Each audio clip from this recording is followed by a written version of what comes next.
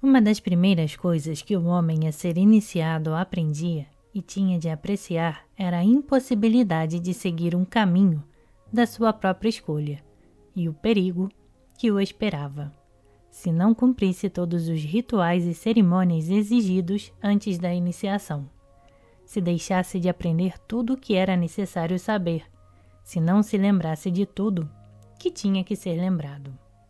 Era advertido das terríveis consequências resultantes da violação da ordem da iniciação, dos terríveis castigos que esperavam o homem a ser iniciado se ousasse entrar no santuário sem ter observado todas essas regras.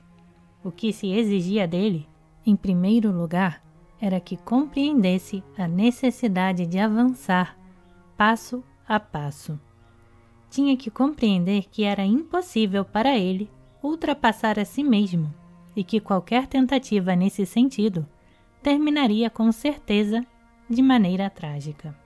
Uma rigorosa sucessão de desenvolvimento interior era uma regra fundamental nos mistérios. Se tentarmos analisar psicologicamente a ideia da iniciação, compreenderemos que a iniciação era uma introdução num círculo de novas ideias. Cada grau mais avançado de iniciação representava a descoberta de uma nova ideia, de um novo ponto de vista, de um novo ângulo de visão. E nos mistérios, as novas ideias não eram reveladas a um homem, enquanto este não demonstrasse estar suficientemente preparado para recebê-las.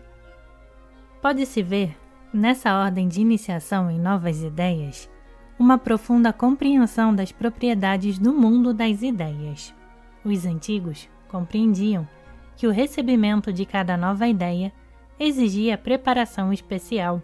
Compreendiam que uma ideia aprendida de passagem pode facilmente ser vista a uma luz errônea ou recebida de maneira equivocada, e que uma ideia assim recebida pode gerar resultados muito indesejáveis e até desastrosos. Os mistérios e as iniciações graduais tinham o propósito de proteger os homens do conhecimento parcial, que é muitas vezes muito pior do que a falta total de conhecimento, especialmente nas questões relativas ao eterno, que são as de que os mistérios devem tratar. O mesmo sistema de preparação gradativa dos homens para a recepção de novas ideias é utilizado em todos os rituais da magia.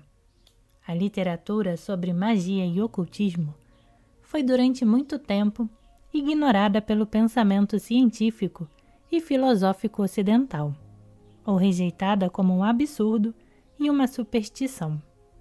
E só muito recentemente é que os homens começaram a compreender que todos esses ensinamentos devem ser considerados de um modo simbólico, como quadro complexo e sutil de relações psicológicas e cósmicas. Todos os ritos da magia cerimonial exigem uma observância estrita e invariável de várias pequenas regras, que com frequência parecem triviais, incompreensíveis e sem relação com algo importante. E por outro lado, relatam-se os horrores que esperam um homem que quebra a ordem das cerimônias ou as altera por sua própria conta ou omite algo por negligência. Há muitas lendas de magos que invocaram um espírito, mas não puderam controlá-lo. Tal coisa sucedia porque o mago ou esquecia as palavras da invocação, ou de algum modo quebrava o ritual mágico, ou invocava um espírito mais forte do que ele, mais poderoso do que todas as suas invocações ou sinais mágicos. Todos esses exemplos de homens que quebram o ritual de iniciação nos mistérios, ou dos magos que invocam espíritos mais poderosos do que eles, representam igualmente, de forma alegórica, a posição de um homem em relação a ideias novas que são poderosas demais para ele e que ele não pode manejar, porque não tem a necessária preparação. A mesma ideia foi expressa em lendas e histórias do fogo sagrado, que devorava aos não iniciados que imprudentemente se aproximavam dele, e nos mitos de deuses e deusas, cuja visão não era permitida aos mortais, que pereciam se olhassem para eles. A luz de certas ideias é forte demais para os olhos dos homens, especialmente quando estes as veem pela primeira vez. Moisés não pôde olhar para a sarça ardente no Monte Sinai, não pôde ver a face de Deus. Todas essas alegorias expressam um único e mesmo pensamento, o do terrível poder e perigo das novas ideias que surgem inesperadamente. A esfinge, com o seu enigma, expressa a mesma ideia.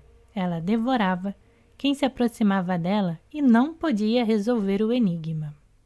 A alegoria da esfinge significa que há questões de certa categoria que os homens não devem abordar, a não ser que saibam como resolvê-las.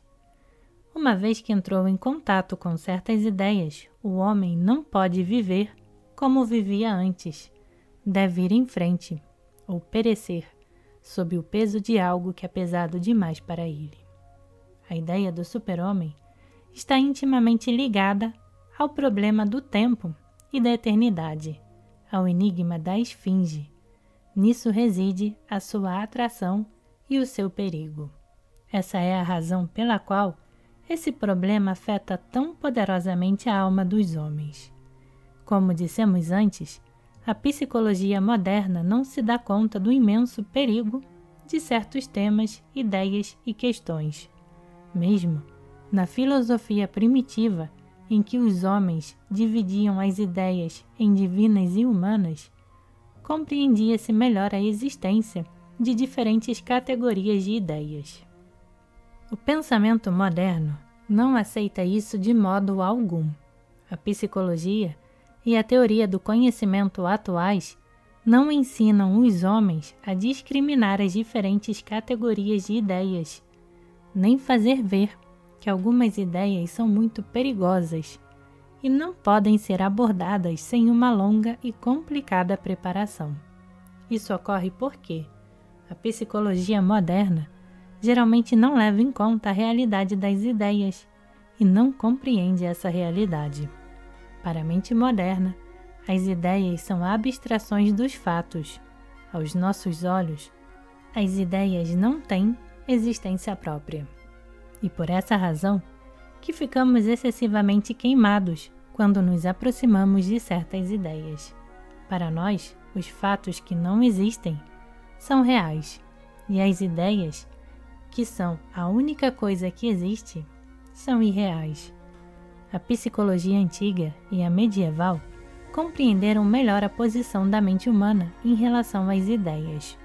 Compreendiam que a mente não podia tratar das ideias de uma forma correta enquanto a realidade delas não fosse clara para ela. E mais ainda, a antiga psicologia entendia que a mente não podia receber ideias de diferentes categorias simultaneamente ou fora da devida ordem, isto é, não podia passar sem preparação das ideias de uma categoria para as de outra. Compreendia o perigo dessa maneira irregular e desordenada de tratar as ideias. Diante disso, faz-se a pergunta: em que deve consistir a preparação? De que falam as alegorias dos mistérios e dos ritos mágicos? Antes de tudo, falam da necessidade de um conhecimento adequado para cada ordem de ideias, porque há coisas que não podem ser abordadas sem um conhecimento preliminar. Noutros domínios, compreendemos isso perfeitamente. É impossível, sem um conhecimento adequado, manejar uma máquina complicada. É impossível, sem conhecimento e prática, dirigir uma locomotiva. É impossível, sem conhecer todos os detalhes, tocar nas várias partes de uma máquina elétrica de alta potência. Mostra-se a um homem uma máquina elétrica. As suas partes são explicadas e diz-se a ele: se você tocar nessa ou naquela parte, morre. E todo mundo compreende isso e se dá conta de que, para conhecer a máquina, é necessário aprender muito e durante muito tempo. E todo mundo percebe também que as máquinas de tipos diferentes exigem um conhecimento diferente e que o fato de ter aprendido a trabalhar com uma máquina de um tipo não torna ninguém capaz de manejar todas as espécies de máquinas. Uma ideia é uma máquina de imenso poder, mas é isso justamente que o pensamento moderno não compreende. Cada ideia é uma máquina complicada e delicada. Para saber como manejá-la, é necessário, primeiramente, ter uma grande quantidade de conhecimentos puramente teóricos e, ao lado disso, muitíssima experiência e treinamento prático. O tratamento inábil de uma ideia pode produzir uma explosão da ideia. O fogo começa, a ideia arde e consome tudo ao seu redor. Do ponto de vista da moderna compreensão, todo perigo se restringe ao raciocínio equivocado e termina aí. Na verdade, entretanto, todo problema está longe de terminar nesse ponto. Um erro de raciocínio leva a toda uma série de outros erros, e algumas ideias são tão poderosas, contêm tal quantidade de energia oculta, que tanto uma dedução correta como uma dedução errônea, que delas resultem, produzirá inevitavelmente enormes resultados. Há ideias que chegam aos recessos mais recônditos da alma do homem e que, uma vez que os tenham atingido, deixam uma marca imperecível. Além disso, se a ideia é recebida de forma equivocada, deixa uma marca equivocada, desencaminhando o homem e envenenando a sua vida. Uma ideia do super-homem, incorretamente recebida, atua justamente dessa forma. Afasta o homem da vida, semeia profunda discórdia em sua alma, e não lhe dando nada, priva-o daquilo que tinha. Não é culpa da própria ideia, mas da maneira incorreta de abordá-la, em que deve, portanto, consistir uma abordagem correta dessa ideia. Como a ideia do super-homem tem pontos de contato com o problema do tempo e com a ideia do infinito, não é possível entrar em contato com ela sem ter esclarecido os meios de aproximar-se do problema do tempo e da ideia do infinito. O problema do tempo e a ideia do infinito contém as leis da ação da máquina. Sem o conhecimento dessas leis, um homem não sabe que efeito se produzirá se ele tocar a máquina, se ele mover uma ou outra palanca. O problema do tempo é o maior enigma que a humanidade sempre teve que enfrentar. A revelação religiosa, o pensamento filosófico, a investigação científica e o conhecimento oculto, todos convergem para um ponto, isto é, para o problema do tempo, e todos chegam à mesma ideia dele. O tempo não existe. Não existem o aparecimento e o desaparecimento perpétuos e eternos dos fenômenos. Não existe a fonte de onde emanam, sem cessar os eventos que surgem e desaparecem. Tudo existe sempre, só há um eterno presente e o eterno agora, que a débil e limitada mente humana não pode entender nem conceber. Mas a ideia do eterno agora não é, em absoluto, a ideia de uma fria e impiedosa predeterminação de tudo, de uma exata e infalível preexistência. Seria completamente falso dizer que, se tudo já existe, se o futuro remoto existe agora, se as nossas ações, pensamentos e sentimentos existiram por dezenas, centenas e milhares de anos e continuarão a existir para sempre, isso significa que não há vida, nem movimento, nem crescimento, nem evolução. Os homens dizem e pensam isso porque não compreendem o infinito e querem medir as imensuráveis profundidades da eternidade com as suas débeis e limitadas mentes finitas. É óbvio que estão fadados a chegar à mais irremediável de todas as soluções possíveis do problema. Tudo é, nada pode mudar. Tudo existe de antemão. e eternamente. Tudo está morto e inalterável em formas congeladas, entre as quais pulsa a nossa consciência, que criou para si mesma a ilusão de que tudo à sua volta se move, que criou um movimento que realmente não existe. Mas mesmo essa compreensão débil e relativa da ideia do infinito que é possível para o limitado intelecto humano, contanto que se desenvolva dentro de linhas adequadas, basta para destruir esse sombrio fantasma da imobilidade irremediável. O mundo é um mundo de possibilidades infinitas. A nossa mente segue o desenvolvimento das possibilidades sempre numa única direção. Contudo, cada momento contém, de fato, um número muito grande de possibilidades, e todas elas se realizam, só que não o vemos e não sabemos. Vemos sempre apenas uma das realizações, e nisso reside a pobreza e limitação da mente humana. Mas se tentarmos imaginar a realização de todas as possibilidades do momento presente, depois do momento seguinte, e assim por diante, sentiremos que o mundo cresce infinitamente, se multiplica sem cessar e se torna imensamente rico e completamente diferente do mundo plano e limitado que até agora nós tínhamos representado.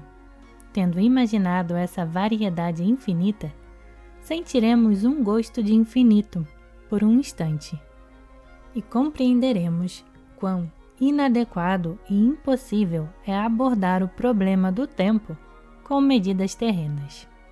Compreenderemos toda a infinita riqueza de tempo em todas as direções que é necessária para a realização de todas as possibilidades que aparecem a cada momento. E compreenderemos que a mesma ideia de que apareçam e desapareçam possibilidades é originada pela mente humana, porque de outro modo rebentaria e pereceria ao simples contato com a realização infinita. Simultaneamente com isso, sentiremos a irrealidade de todas as nossas deduções pessimistas em comparação com a imensidade dos horizontes descobertos. Sentiremos que o mundo é tão ilimitadamente grande que nos pareceria ridículo o pensamento da existência de qualquer limite dentro dele, a ideia de haver algo que não estivesse contido nele. Onde então devemos buscar uma verdadeira compreensão do tempo e do infinito? Onde deveremos buscar essa extensão infinita em todas as direções a cada momento? Que caminhos nos conduzem a ela? Que caminhos nos levam ao futuro que existe agora? Onde podemos encontrar os métodos adequados para tratar do problema? Onde encontrar os métodos apropriados para tratar a ideia do super-homem?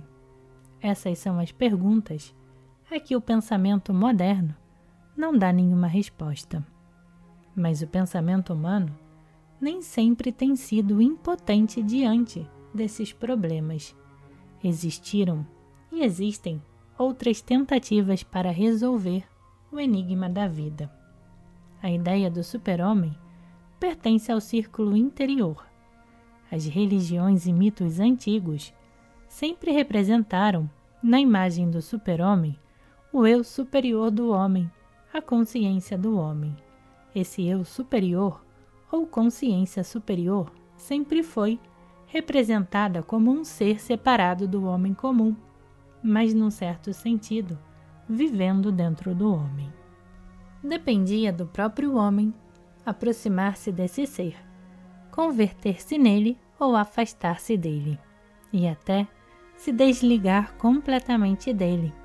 Muitas vezes, a imagem do super-homem, como um ser, pertence ao futuro distante, ou à Idade de Ouro, ou ao presente mítico. Simbolizava esse ser interior, o eu superior, o super-homem no passado, presente e futuro. O que era símbolo e o que era realidade dependia do modo de pensar do questionamento de cada homem. Os que se inclinavam a considerar o exterior como objetivamente existente, consideravam o interior como um símbolo do exterior. Os que compreendiam de modo diferente e sabiam que o exterior não significava o objetivo, consideravam os fatos externos como símbolos das possibilidades do mundo interior. No entanto, na verdade, a ideia do super-homem nunca existiu separada da ideia da consciência superior. O mundo antigo jamais foi superficialmente materialista. Sempre soube penetrar nas profundezas de uma ideia e encontrar nela não apenas um sentido, mas vários. O mundo atual, tendo tornado a ideia do super-homem concreta num único sentido, tirou-lhe o seu poder interno e a sua novidade. O super-homem, como uma nova espécie zoológica, é acima de tudo tedioso. O super-homem só é possível e aceitável como uma consciência superior. O que é a consciência superior? Aqui, contudo, é necessário notar que qualquer divisão entre superior e inferior, como, por exemplo, a divisão em matemáticas superiores e matemáticas inferiores, é sempre artificial. Na verdade, é evidente que o inferior nada mais é do que uma concepção limitada do todo, e o superior é uma concepção mais ampla e menos limitada. Em relação à consciência, essa questão de superior e inferior fica assim.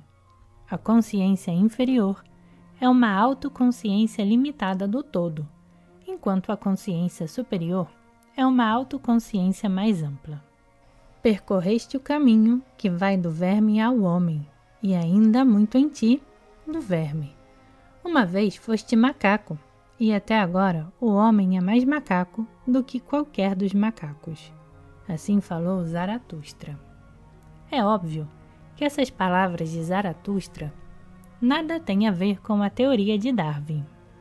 Nietzsche falou da discórdia na alma do homem, da luta entre o passado e o futuro.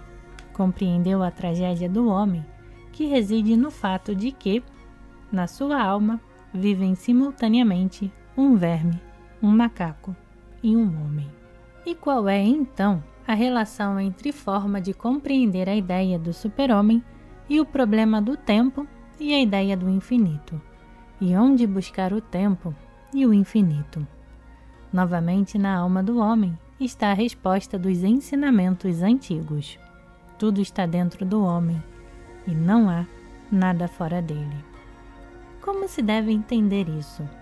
O tempo não é uma condição da existência do universo, mas apenas uma condição de percepção do mundo pelo nosso mecanismo psíquico, que impõe ao mundo condições de tempo, visto que, do contrário, nosso mecanismo psíquico seria incapaz de concebê-lo. Pensamento ocidental, pelo menos, a parte dele que evolui, aquela que não constrói barreiras dogmáticas para si mesma, também encontra mais possibilidades de estudar os problemas do tempo ao passar a questões de psicologia. A passagem a questões de psicologia nos problemas do espaço e do tempo, da necessidade de que fala Minkowski, significaria para a ciência natural a aceitação da proposição de Kant, de que o tempo e o espaço nada mais são do que formas da nossa percepção sensorial e se originam em nosso mecanismo psíquico. Somos, no entanto, incapazes de conceber o infinito sem relação com o espaço e o tempo. Portanto, se o espaço e o tempo são formas da nossa percepção e estão em nossa alma, segue-se que as raízes do infinito devem ser buscadas também dentro de nós, dentro da nossa alma. E talvez possamos defini-lo como uma infinita possibilidade de expansão da nossa consciência. As profundidades recônditas dentro da consciência do homem eram bem compreendidas pelos filósofos místicos, cujo pensamento estava intimamente ligado aos sistemas paralelos da filosofia hermética, da alquimia, da cabala e outros. O homem encerra dentro de si o céu e o inferno, diziam eles, e a sua representação do homem muitas vezes o mostrava com faces diferentes de Deus e os mundos da luz e das trevas nele. Afirmavam que, penetrando no íntimo de si mesmo, o homem pode encontrar todas as coisas, obter tudo. E o que obtenha dependerá do que busca e de como busca. E não compreendiam isso como uma alegoria. A alma do homem era realmente, para eles, como uma ou várias janelas voltadas para o infinito, e o homem, na vida corrente, lhes parecia viver, por assim dizer, na superfície de si mesmo, ignorante e até inconsciente do que existe nas suas próprias profundezas. Se pensa no infinito, concebe-o como algo fora dele. Na realidade, o infinito está dentro dele, e penetrando conscientemente no interior da sua alma, o homem pode encontrar o infinito dentro de si, pode entrar em contato com ele e penetrá-lo. Gigtel, o místico do século XVII, ilustra com um desenho do homem perfeito seu notável livro de teosofia prática. O homem perfeito é o Adão Cadmon cabalístico, isto é, a humanidade ou gênero humano de que o homem individual é uma cópia. O desenho representa a figura de um homem cuja cabeça, na testa, é mostrado o Espírito Santo, no coração, Jesus, no plexo solar, Jeová. A parte superior do tórax, com os órgãos da respiração e possivelmente os da fala, contém a sabedoria ou o espelho de Deus, e a parte inferior do corpo, com os seus órgãos, contém o mundo das trevas, ou a raiz das almas no centro do universo. Assim, o desenho representa 5 caminhos do homem para o infinito. O homem pode escolher qualquer um deles, e o que encontrará depende da sua direção, isto é, do caminho que seguir. O homem tornou-se tão terreno e exterior, diz Gitschel, que busca a distância para além do céu estrelado, na eternidade superior, o que está bem perto dele, dentro do centro interior da sua alma. Quando a alma começa a empenhar-se para desviar a sua vontade da constelação exterior e abandonar todas as coisas visíveis para voltar a Deus, a seu centro, isso exige um desesperado trabalho. Quanto mais penetra em si mesmo, tanto mais próxima de Deus está a alma, até se deter, por fim, diante da Santíssima Trindade. Então, terá obtido um profundo conhecimento. Essa compreensão interior da ideia de infinito é muito mais verdadeira e profunda do que a sua compreensão exterior, e proporciona um meio mais correto de abordar a ideia do super-homem, uma compreensão mais clara dele. Se o infinito reside na alma do homem, e se este pode entrar em contato com ele ao penetrar em si mesmo, isso significa que o futuro e o super-homem estão na sua alma, e que ele pode encontrá-los dentro de si mesmo se os buscar de forma adequada. A característica peculiar e distintiva das ideias do mundo real, isto é, do mundo tal como é, consiste em que, vistas à luz do materialismo, elas parecem absurdas. Essa é uma condição necessária, mas essa condição e a sua necessidade jamais foram convenientemente compreendidas, e é essa a razão pela qual as ideias do mundo de várias dimensões produzem com frequência um efeito de pesadelo nas pessoas. O super-homem é uma das possibilidades que se encontram nas profundezas da alma do homem. Está nas mãos do próprio homem aproximar-se ou afastar-se dessa ideia. A proximidade ou afastamento do super-homem em relação ao homem não está no tempo, mas na sua atitude com respeito a essa ideia, e não apenas numa atitude mental, mas em sua relação ativa e prática com ela. O homem está separado do super-homem, não pelo tempo, mas pelo fato de não estar preparado para recebê-lo. O tempo todo está no interior do homem. Ele é o obstáculo interior à sensação direta de uma ou outra coisa. E nada mais é do que isso.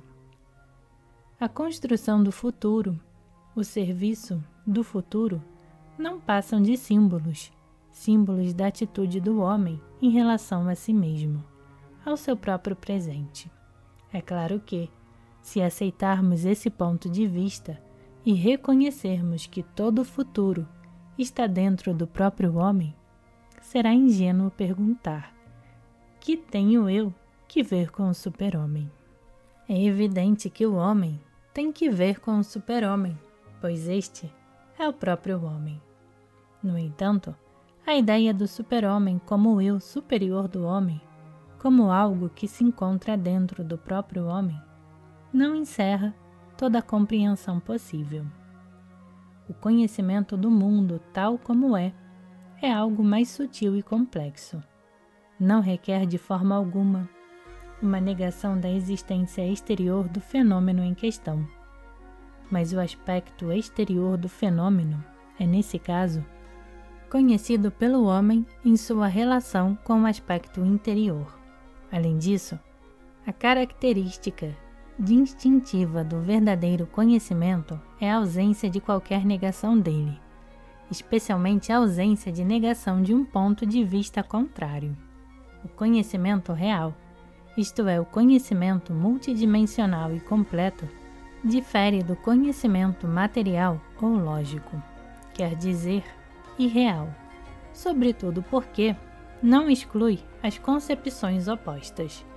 O conhecimento verdadeiro inclui em si mesmo todos os pontos de vista contraditórios, depois, é claro, de tê-los despojado inicialmente de complicações artificiais e de interpretações supersticiosas. Deve-se compreender que a ausência de negação do oposto não significa a necessária aceitação do falso, do ilusório e do supersticioso. O conhecimento é uma separação adequada entre o real e o falso, e chega-se a isso não por meio da negação, mas da inclusão. A verdade abrange tudo em si mesmo, e o que não pode entrar nela demonstra por esse simples fato a sua falsidade e imperfeição. Na verdade, existem antíteses.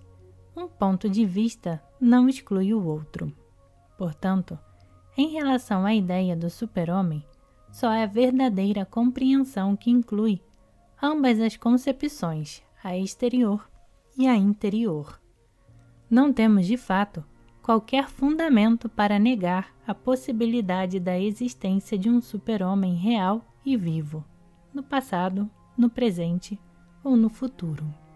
Ao mesmo tempo, devemos reconhecer em nosso mundo interior a presença de sementes de algo superior àquelas coisas pelas quais geralmente vivemos.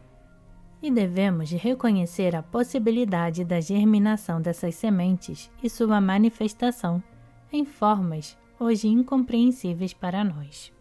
O super-homem, no passado ou no futuro, não está em contradição com a possibilidade da consciência superior no homem atual. Ao contrário, um anuncia o outro. Os homens que são conscientes do super-homem dentro de si, que têm consciência do aparecimento de novas forças dentro de si, se relacionam, por esse simples fato, com a ideia do super-homem no passado ou no futuro. E aqueles que buscam o super-homem real e vivo no presente, revelam desse modo a existência de um princípio superior em suas almas. A ideia do super-homem é difícil de compreender e, portanto, perigosa. porque torna necessário conhecimento de como conciliar duas concepções opostas. Uma forma exclusivamente exterior dessa ideia ou uma forma meramente interior não podem satisfazer o homem, e cada uma dessas formas é, desse modo, errônea. Cada uma delas é, ao seu modo, uma distorção da ideia, e de forma distorcida, essa ideia se converte no seu próprio oposto, e não só não eleva o homem, mas ao contrário, o lança no sentido de uma negação pessimista, ou o impele a um passivo não fazer, a uma parada. A desilusão da vida e dos objetivos da vida, quando despertada pela ideia do super-homem, decorre de uma compreensão errada dela, principalmente do sentido do caráter remoto e inacessível do super-homem na vida externa. Por outro lado, uma compreensão exclusivamente interior da ideia do super-homem também separa o homem da vida e torna inútil e desnecessária aos seus olhos toda atividade. Se o super-homem está dentro de mim, se apenas é necessário descer profundamente dentro de mim para encontrá-lo, de que servem todas as tentativas para fazer algo ou para encontrá-lo fora de mim? Esses são os dois escolhos que se encontram nas profundezas da ideia do super-homem. O homem acha o super-homem dentro de si, quando começa a buscá-lo no seu exterior, e pode encontrar o super-homem no exterior, quando começa a buscá-lo dentro de si. Tendo compreendido e visualizado a imagem do super-homem, tal como este pode ser, o homem deve reconstruir toda a sua vida, de modo que ela não contradiga essa imagem. Se isso for possível para ele, isso lhe revelará a ideia do super-homem em sua alma. Uma abordagem intelectual da ideia do super-homem só é possível depois de um exercício prolongado e persistente da mente. A capacidade de pensar é o primeiro estágio necessário da iniciação, que assegura um caminho firme para chegar a essa ideia. Que significa ser capaz de pensar? Quer dizer, ser capaz de pensar de modo diferente de como estamos habituados a fazer. Isto é, conceber o mundo em novas categorias. Simplificamos demais a nossa concepção do mundo. Nos acostumamos a imaginá-lo demasiadamente uniforme. E devemos agora aprender novamente a compreender a sua complexidade. Para fazê-lo, é necessário compreender outra vez, e compreender outra vez de uma forma nova, que não sabemos absolutamente o que o homem é, e que ele é, indubitavelmente, algo muito diferente do que pensamos que é. Em nosso íntimo, sabemos certas coisas muito bem, mas nunca podemos nos concentrar nelas. Compreendemos certo ciclo de ideias, mas vivemos noutro. A vida gira à nossa volta e giramos com ela, e ao redor de nós giram as nossas sombras. Nada está fora de nós, mas nós nos esquecemos disso a cada ruído. Assim falou Zaratustra. Nas lendas judias de Talmud, há uma notável história a respeito de Moisés, que encerra a ideia completa da evolução do homem, no verdadeiro sentido da palavra. O mundo inteiro estava comovido e encantado pelos milagres do Êxodo. O nome de Moisés estava nos lábios de todos. Notícias do grande milagre chegaram também ao sábio rei Arabitão, que chamou o seu melhor pintor e mandou que fosse até Moisés, pintasse o seu retrato e o trouxesse para ele. Quando o pintor voltou, o rei reuniu todos os sábios do reino, hábeis na ciência fisiognômica, e pediu a eles que definissem pelo retrato o caráter de Moisés, as suas qualidades, inclinações, hábitos e a origem do seu poder miraculoso. Majestade, responderam os sábios, Este é o retrato de um homem cruel, orgulhoso, ávido de riquezas, possuído pela ânsia do poder e por todos os vícios existentes no mundo. Essas palavras suscitaram a indignação do rei. Como pode ser possível, exclamou ele, que um homem cujos feitos maravilhosos repercutem por todo o mundo possa ser assim? Iniciou-se entre o pintor e os sábios uma discussão. O primeiro afirmava ser o retrato de Moisés que pintara o mais fiel possível, enquanto os sábios sustentavam que o caráter de Moisés tinha sido determinado absolutamente de acordo com o retrato.